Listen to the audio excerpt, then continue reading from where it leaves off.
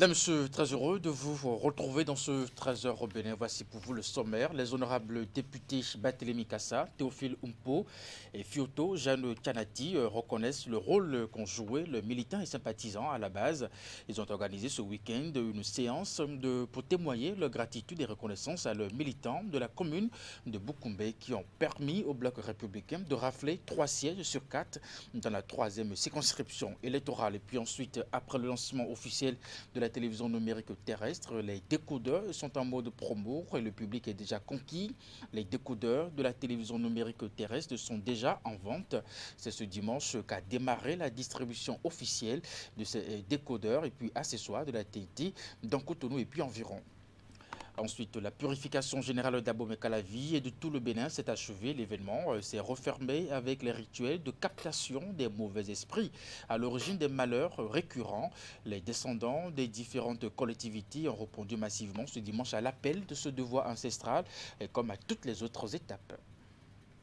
Et voilà pour vous le sommaire de ce 13h au Bénin. À nouveau, bonjour et bienvenue. Si vous nous rejoignez en politique, les honorables députés Barthélémy Kassa, Théophile Umpo et Fioto Jeanne Kanati reconnaissent le rôle qu'ont joué les militants et ses partisans. À la base, ils ont organisé ce week-end une séance pour témoigner leur gratitude et puis reconnaissance également à leurs militants de la commune de Boukoumbe et qui ont permis au bloc républicain de rafler 3 sièges sur 4 dans la 3e circonscription électorale. Abdou Sabi Dressou, Alassane Arounan pour le compte rendu. Donc voilà autant de galons. Voici les 3 honorables députés du bloc républicain nouvellement élus à l'Assemblée nationale, 9e législature dans la 3e circonscription électorale. Avec à leur tête le premier vice-président de l'Assemblée nationale, Barthélémy Kassa. Ces représentants du peuple sont venus à Manta, commune de Boukoumbe, pour témoigner leur reconnaissance à leurs mandants qui ont mouillé le maillot pour une victoire écrasante du parti du cheval gagnant dans la 3e circonscription électorale. On vous doit beaucoup de remerciements. En commençant par vous, les militantes et militants à la base. C'est grâce à vous que nous sommes ici. C'est grâce à vous que nous sommes députés. Je voulais remercier en second les cadres du parti, tous rassemblés ici, ceux de Boukoumbe et ceux d'ailleurs qui sont venus nous soutenir à l'occasion de cette cérémonie. Je vais vous dire vraiment félicitations pour tout ce que vous avez fait. Nous sommes là-bas, comme le vice-président l'a dit, grâce à vous. Depuis l'avènement du système partisan, c'est la toute première fois que le bloc républicain réalise un tel score dans la 3e. Occasion pour l'honorable Théophile Umpo de dire merci à ses électeurs de Boukoumbe pour leur militantisme.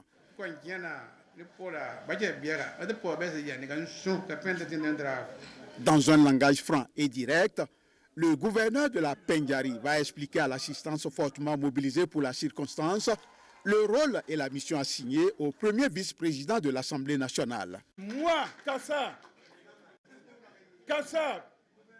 gouverneur,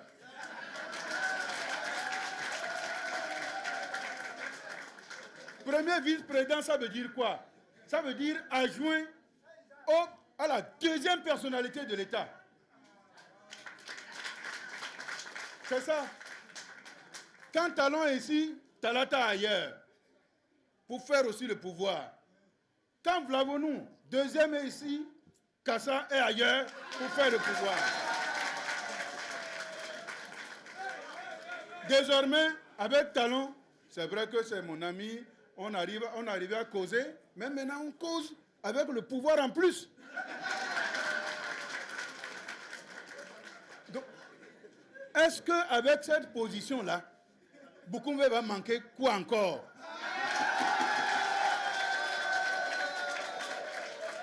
Devant ses militants et sympathisants, le premier vice-président de l'Assemblée s'est fait le devoir de porter solennellement les écharpes et insignes distinctifs aux honorables Théophile Umpo et Jeanne Kanati.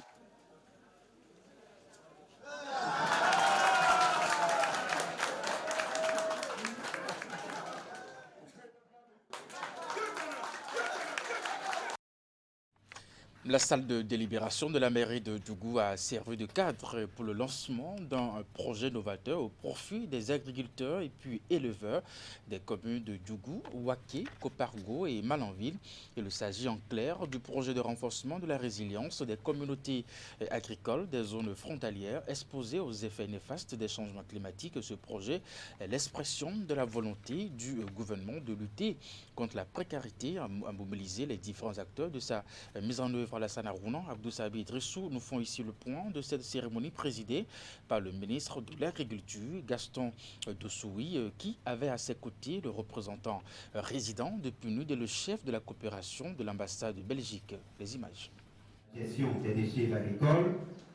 Les agriculteurs et éleveurs des communes de Djougou, Kopargo, Ouaké et Malanville peuvent pousser un ouf de soulagement.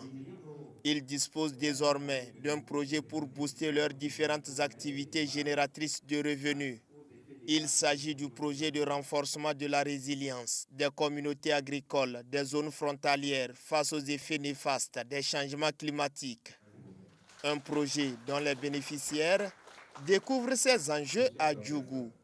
Le projet a donc pour objectif général de renforcer les capacités de résilience des communautés face aux effets néfastes de ces changements, en vue d'une protection des moyens de subsistance et de la réduction de la pauvreté. Il vise également à contribuer à atténuer l'impact des activités agricoles sur le climat, en favorisant le reboisement, l'agroforesterie, les techniques agroécologiques, la gestion des déchets agricoles et l'utilisation d'énergies renouvelables. C'est un projet bien ficelé par le gouvernement du Bénin, le PNUD et le Royaume de Belgique. Ensemble, ils entendent œuvrer pour améliorer le bien-être des populations bénéficiaires, ceci à travers 4 produits.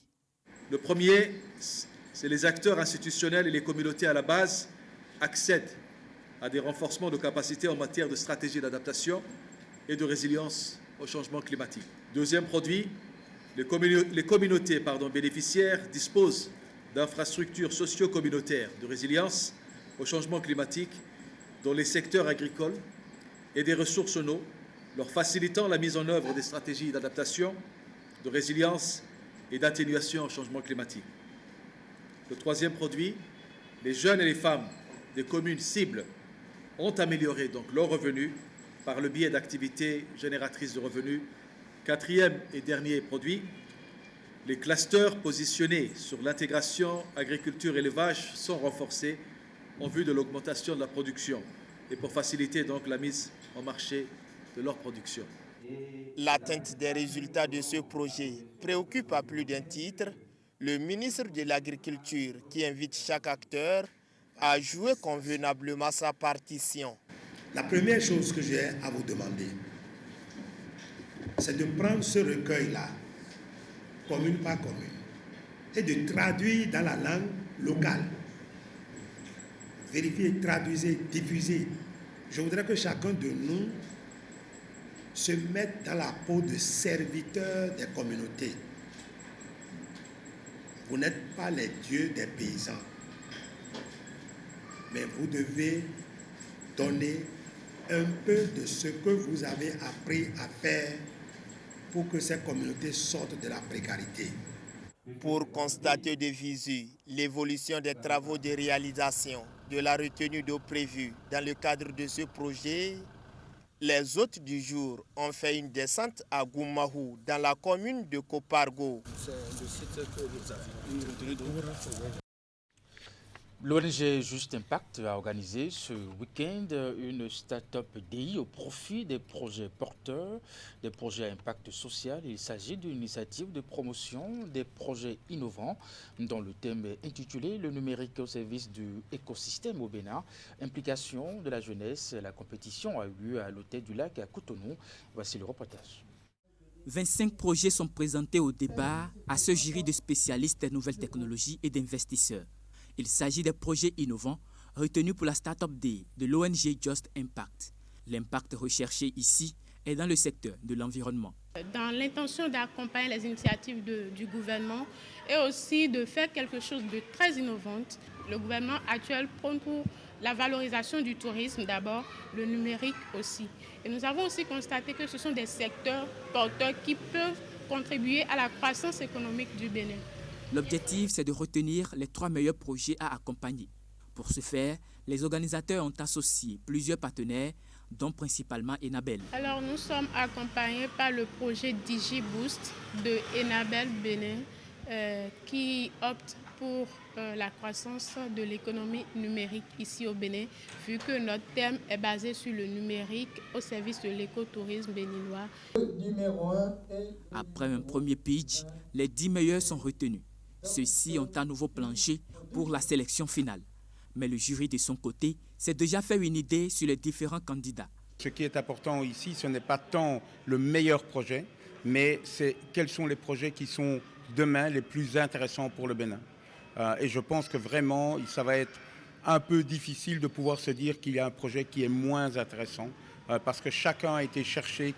Ce qu'on oublie très peu, c'est de valoriser avec leurs acquis, leur région, les priorités fondamentales qui sont aujourd'hui la protection de l'environnement et la défense des ODD. Les 3 projets sélectionnés bénéficieront d'un accompagnement technique et ou financier.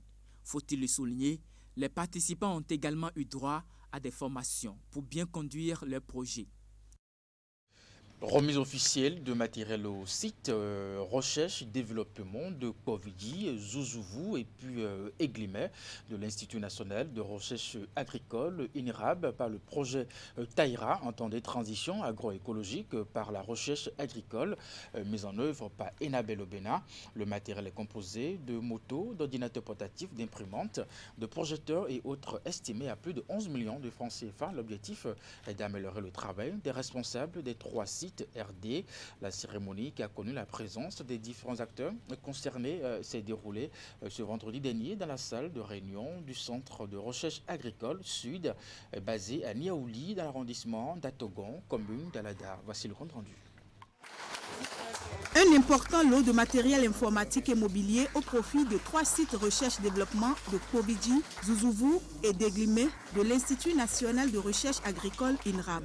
Cet appui logistique et technique au site RD s'inscrit dans le cadre du projet Taïra, entendé transition agroécologique par la recherche agricole de l'initiative Désira de l'Union européenne, lancée en 2017 et qui est exécutée par l'agence belge de développement Enabel Bénin.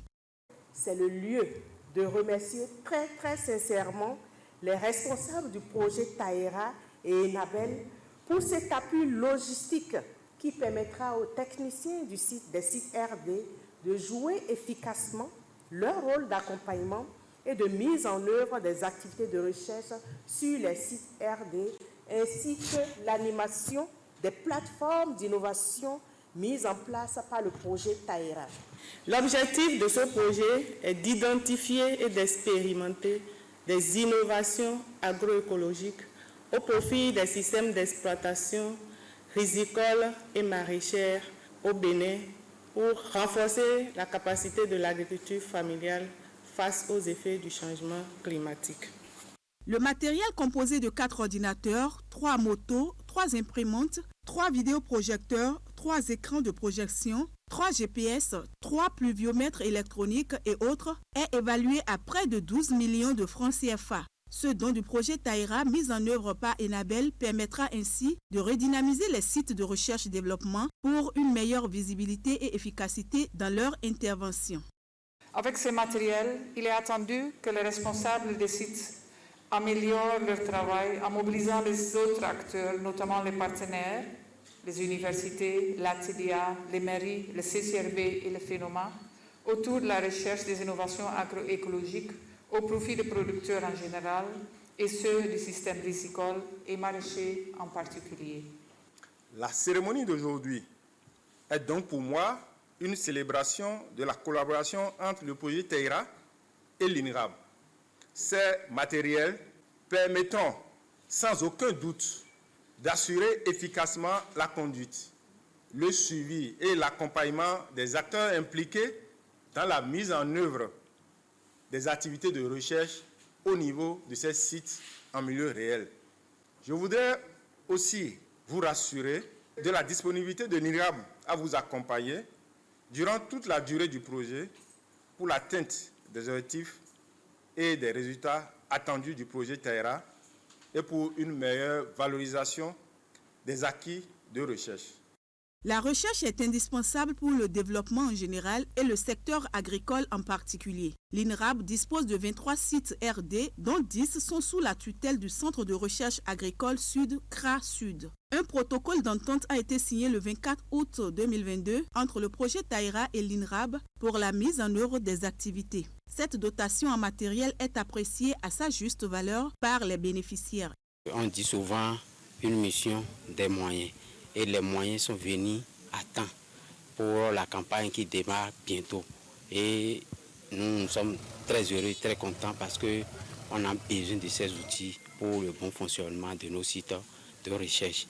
Je voudrais ici réitérer, au nom des responsables des sites de recherche et développement, l'entière disponibilité et notre engagement à accompagner les actions du projet Taïra dans nos zones d'intervention. Les différents responsables présents exhortent les bénéficiaires à faire un bon usage de ces matériels afin de leur garantir une longue durée d'utilisation. Une promesse faite par ces derniers pour l'atteinte des objectifs et résultats attendus par le projet Taïra. Je vous l'annonçais en titre, après le lancement officiel de la télévision numérique terrestre, les décodeurs sont en mode promo. Le public est déjà conquis, vous le verrez tout à l'heure. Les décodeurs de la télévision numérique terrestre sont déjà en vente. C'est ce dimanche qu'a démarré la distribution officielle des décodeurs plus accessoires de la TNT dans Cotonou et puis environ. Reportage. Les décodeurs de la télévision numérique terrestre sont déjà en vente.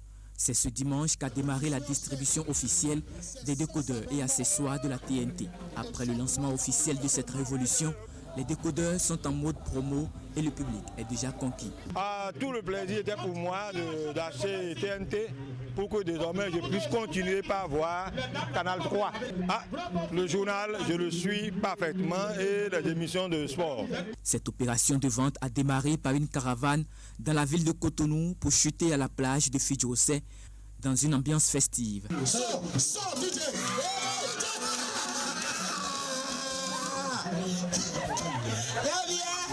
Je pourrais. Moi, on ne touche pas avec la main. Tout le monde 3. Tout le monde 3. 3, 2, 1, c'est parti. Son.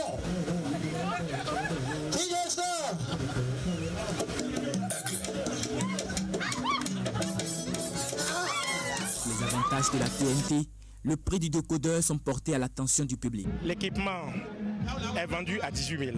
Mais je dois préciser que l'équipement est composé d'un décodeur, d'une antenne, la commande et des câbles et de petits autres accessoires. Bon, depuis le matin, nous étions dans la ville de Cotonou, nous avons fait une caravane. Nous avons noté un grand engouement au niveau des populations parce qu'on leur a expliqué comment ça doit se passer. Il n'y a pas d'abonnement, donc ça les a vraiment intéressés. Donc nous attendons maintenant que les intentions d'achat se concrétisent. Donc voilà, c'est ce que nous sommes en train de faire ici en ce moment. Déjà, nous avons eu beaucoup d'achats et on espère que dans les jours à venir, ça va s'accroître. À l'endroit du public béninois, je veux dire qu'il faut accompagner le gouvernement dans ses efforts. Parce qu'aujourd'hui, nous étions à l'analogique, nous passons maintenant au numérique, nous aurons une meilleure qualité de l'image. Même en temps d'intempéries, en temps de pluie, vous pouvez avoir des images nettes, claires, de très haute définition. La TNT, c'est un bouquet d'une dizaine de chaînes, aussi bien nationales qu'internationales. Dans la suite de ce trésor au Bénin, les acteurs de la blanchisserie du Bénin outillés sur les techniques d'accueil, une initiative du groupement des professionnels de pressing qui s'est donné comme credo de former ses adhérents afin de mieux servir les clients. La formation s'est déroulée ce dimanche à Cotonou. Ingrid Moufi de Sabouran. Révolutionner le secteur de la blanchisserie au Bénin.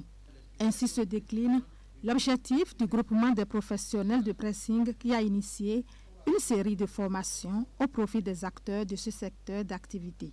Après la remise à niveau de ces derniers sur le code du nettoyage et d'entretien des textiles il y a quelques mois, c'est le tour des réceptionnistes issus de tous les pressings du Bénin de se faire former. Aujourd'hui, nous allons outiller le réceptionniste à l'accueil et à la satisfaction de notre clientèle. Nous voulons prouver aux clients qu'ils peuvent trouver mieux dans leur secteur d'activité. On peut mieux les satisfaire et profiter de l'occasion pour les rassurer que les pressings membres du GPROP sont d'abord bien formés, nos agents sont bien formés, nos agents sont bien éduqués, les pressings sont bien outillés et aussi les pressings sont bien équipés pour leur donner une satisfaction entière. Et c'est pour mieux réussir notre mission qui est de les servir et d'être toujours à leur service que nous avons dit nous devons mettre de l'ordre dans la maison. C'est ça l'objectif de la formation d'aujourd'hui. Assez sur l'approche participative, cette deuxième session de formation que le groupement des professionnels de pressing offre à ces centaines d'adhérents a pour thème les techniques d'accueil d'une réceptionniste accomplie.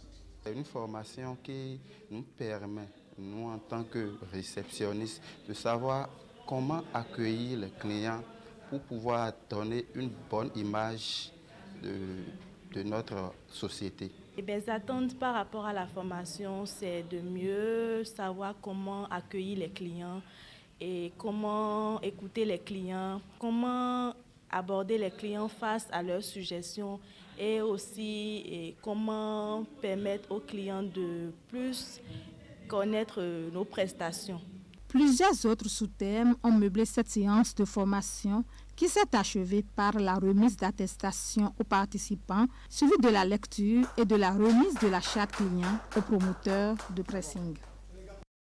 Puis parlons religion endogène à présent. La commune d'Abomey-Calavi aspire toujours à son éternelle cohésion entre ses fils et filles. Elle est à la recherche permanente de la paix pour booster son développement.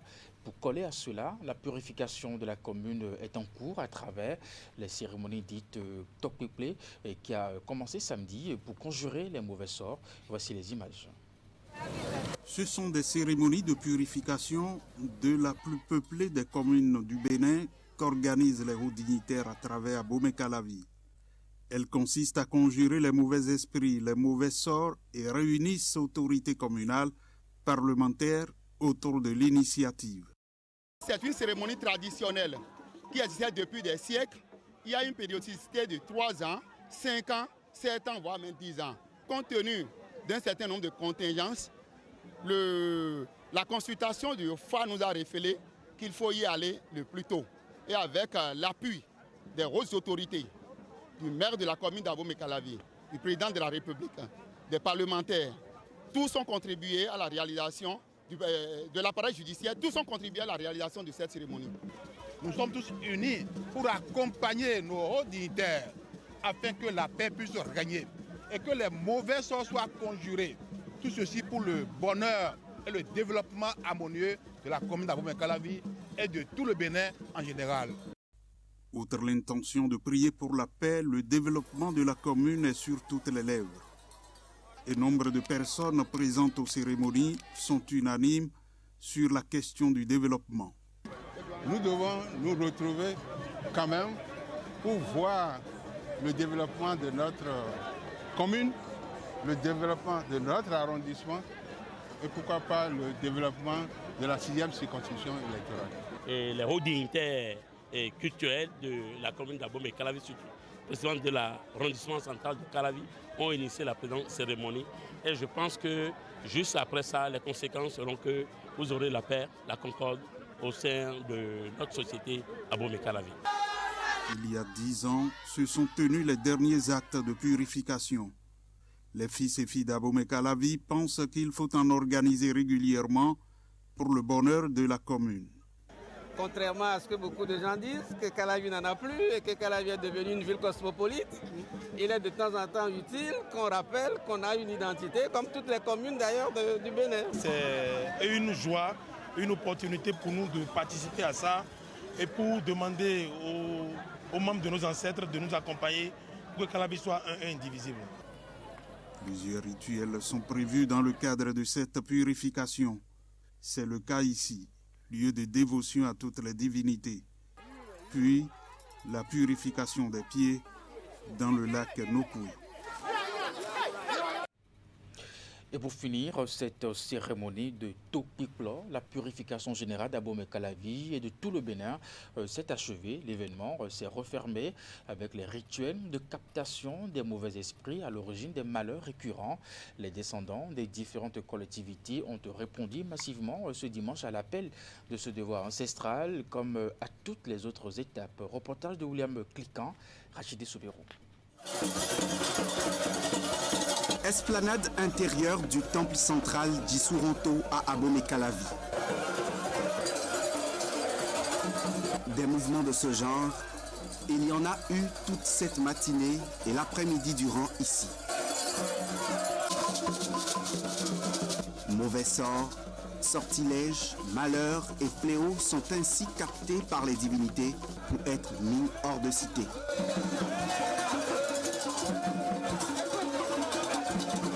Abomey-Calavi a 16 divinités, 16 grandes collectivités, 16 divinités auxquelles s'ajoutent 5 communautés Kweda. Maintenant, nous avons des familles alliées à Porto-Novo, à Samekoji, à Vranco, dans le Mono, dans le département de l'Atlantique, à Vlekete, Ouida, Tori, Agranto, etc. Toutes ces collectivités alliées, fraternellement alliées, viennent chacune dans son rôle pour chasser ces esprits-là. C'est pourquoi vous voyez un monde fou. Moi, mon activité, en tant que Djoué comme nous, je suis le prêtre phare, m'occupant des activités pareilles à Calavi. Ces rituels succèdent à la procession suivie de la grande prière et des sacrements au lieu sacré des divinités d'Abomey-Calavi la veille. Ils débarrassent les collectivités des mauvais esprits occasionnant les malheurs. L'événement est rare, plein de symboles. La dernière édition de Topikplo date déjà d'une décennie entière. Les mauvais esprits ils avaient été déjà cantonnés pendant 9 jours. Hier nuit, on a commencé par les attraper. Les mauvais esprits, les fétiches les ont déjà attrapés. Et aujourd'hui, puisque c'est une activité nocturne et diurne, c'est ça que nous sommes en train de faire. Et vous voyez les fétiches en train d'attraper dans tous les sens et dans tous les coins et recoins de Calavi, vos frères d'esprit. C'est le symbole, c'est pour la paix, le bonheur, le bien-être de chacun de tous, pour éviter les maladies, les accidents. En ce moment, j'étais maire. Nous avons fait ça et puis les parents m'ont demandé à ce qu'on fasse ça parce que ça fait longtemps qu'on n'avait pas fait. On a fait cette cérémonie de purification il y a 10 ans. Et je suis content encore aujourd'hui qu'on se retrouve pour faire cette cérémonie de purification. Et l'expérience a montré que quand on fait cette cérémonie de purification, il y a la paix qui règne. Le point culminant de cette manifestation sera le convoyage des esprits parqués sur le lac Nokwe pour ensuite l'embouchure du fleuve Ouémé. Ils vont échouer enfin hors du territoire national. Madame, Monsieur, c'est la fin de ce 13h au Bénin. Merci de l'avoir suivi, de votre fidélité également. Le programme se poursuit bel et bien sur Canal 3 Bénin à 16h. Votre bulletin d'information, 19h30, la grande édition de la soirée. Jusque-là, portez-vous bien et à très bientôt.